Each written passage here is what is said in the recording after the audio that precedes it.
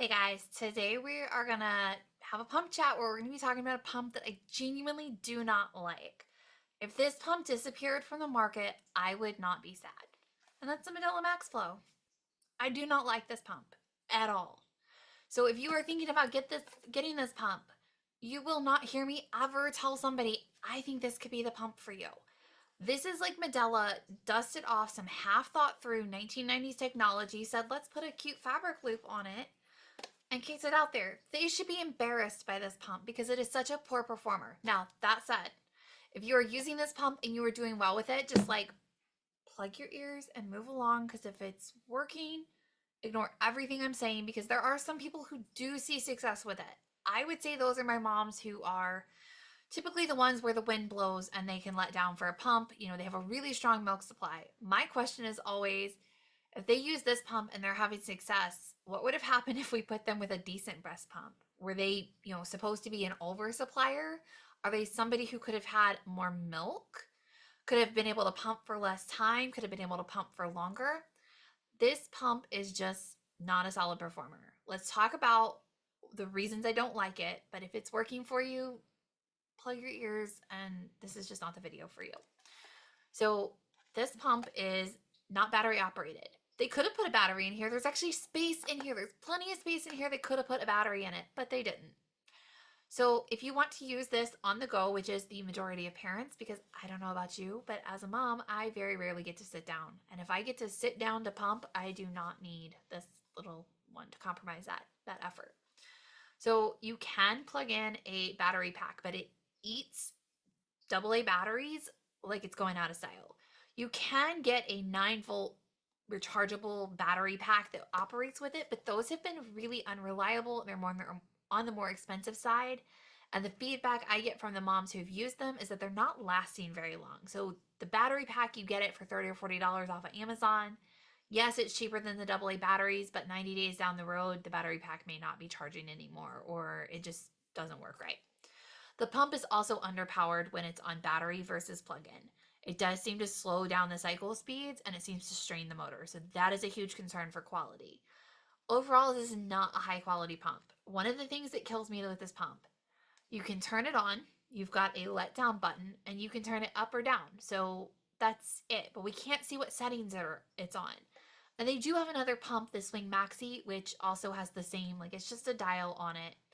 Well, we sometimes, as lactation professionals, we need to know what settings you're using, because if I'm trying to figure out why a pump is not working for you, or trying to figure out if you come to me and say, I use the Medela Maxflow, okay, great.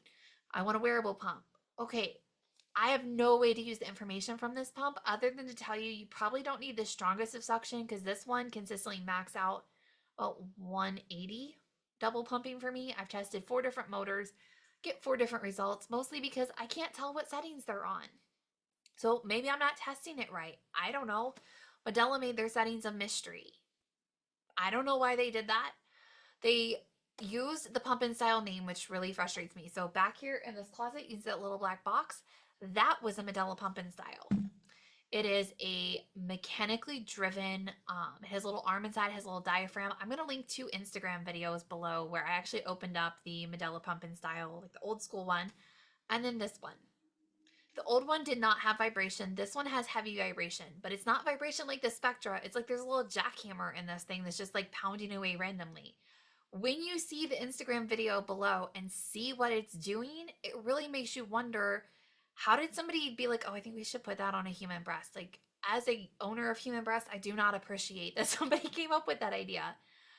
It's not that the vibration is too strong, it's that it's completely erratic. It also means that if this pump breaks on you, if it's not doing what you need to do, you may be trained to a vibration we can't replicate with another pump, because most other pump companies won't kick out a pump that operates like this, because this doesn't work. What we see as lactation professionals is that this is underperforming. We have a lot of people who have low milk supply. It may be okay in the beginning, but by the time they get to about 12 to 16 weeks, we're seeing a huge drop in their milk supply. That's a problem. But when we switch them to another pump that is supposedly supposed to be equivalent, because Medela would tell you this is equivalent to the Spectra S1, S2. It's fairly equivalent to the S2 in their mind in terms of price, in terms of not having the battery feature. But the S2 isn't out there known as a supply killer. This is known as a supply killer. And I have a lot of moms that the only thing we change for them is the pump they're using, and the milk supply shoots back up. Now, that's great when it works, but what about the mom who doesn't get help at 12 to 16 weeks? We don't realize it's really a problem till 6 months. We may not be able to get our milk supply back. The reality is the further postpartum you get, the harder it gets to increase the supply because the hormones have shifted. And once they shift, for some people, your body is rapidly working to get away from lactation as soon as something changes. So your milk supply drops, you haven't gotten the stimulation, we may not be able to get it back up by switching another breast pump. And the culprit is not going to be your effort, it's going to be this pump. So we can't tell what settings are on. It doesn't have a battery. It is large for, a small portable pump. It's unnecessarily large. It's kind of loud. It's got an obnoxious noise. The only thing I like about it is I do like the personal fit flex flanges. I love those connectors because there's just one less piece to wash. But this pump in and of itself, it's not good. And no, I'm not just hating on Medela. I actually do like some Medela products. But it's not a good pump. I, as a lactation professional, am not going to tell you to get this pump because I don't want to clean up the mess that this pump tends to leave. Some people do great with it. They're really lucky. I think they're the exception, not the norm. But this pump is on my no list. And my true absolute no, don't do that. This pump is not worth the money list. It's fairly short. I can typically find a redeeming quality. And the only thing I can say about this is it actually does look kind of cute on a nursery cart. It is aesthetically pleasing sitting on one of those nursery carts before you have your baby when everything is nice and neat and tidy. It does look really nice in those pictures. It's a little bit more trim than a Spectra S1, S2, which looks a little intimidating to some people. And, I do like the idea of just the plus and minus buttons. I think sometimes moms just don't have the bandwidth to operate these pumps that have too many settings. I like the concept of it, but they have that same concept over on the Swing Maxi, except the Swing Maxi we can hook up to the app so I can still see the settings so that you can use it. You don't have to have anything fancy when you're using it,